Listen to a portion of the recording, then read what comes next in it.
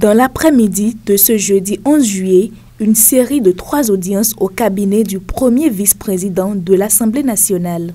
Barthélémy Kassa a d'abord reçu Yolande Nkoloté, auteur d'un nouvel ouvrage qui présente les potentialités touristiques du Bénin. Cet ouvrage, nous l'avons nommé l'officiel touristique et économique du Bénin.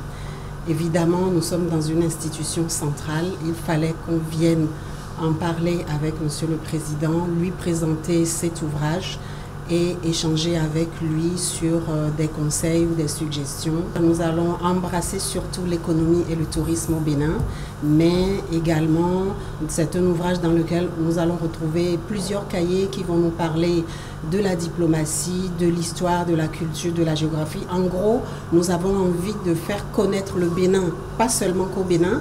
C'est un ouvrage qui va être distribué partout dans le monde.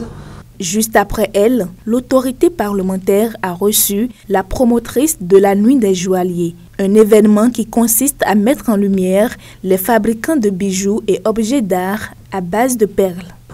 L'objet de notre visite, c'est de leur soumettre le projet, notre événement, la Nuit des Joailliers, qui est à sa 3e édition, de leur dire infiniment merci pour leur soutien. Et depuis 2 ans qu'on a commencé l'événement, on a eu toujours leur soutien. Et voilà, et de leur parler de la foi, la grande foi internationale des perles qu'on organise cette année, toujours dans le cadre de la Nuit des Joailliers. Et la soirée de la Nuit des Joailliers, la soirée de distinction se tiendra le 27 juillet prochain et à la salle de fête Kalimas à Cotonou.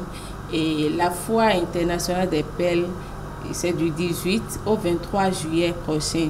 En fin de journée, Barthélémy Kassa a échangé avec une délégation de députés du groupe d'amitié bénino-allemand. Les échanges ont permis de faire un état des lieux des projets de développement financier par l'Allemagne au Bénin. Nous, comme parlementaires, nous sommes responsables aussi pour les impôts, comment l'argent allemand travaille au Bénin, si c'est gaspillé ou non.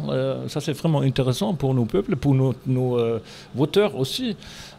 Ça c'est intéressant et comme on a vu pour le moment, je crois, on a bien fait bien de choses ici pour la protection de la nature et pour l'eau sale, on a dit ça aussi déjà.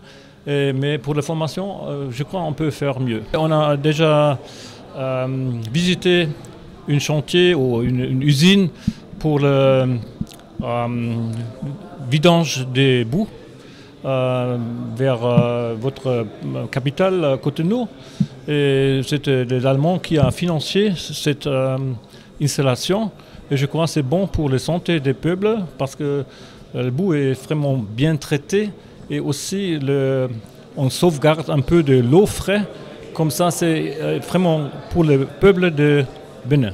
À l'issue des échanges, les différentes parties ont exprimé leur disponibilité à œuvrer pour le maintien des bonnes relations diplomatiques entre l'Allemagne et le Bénin.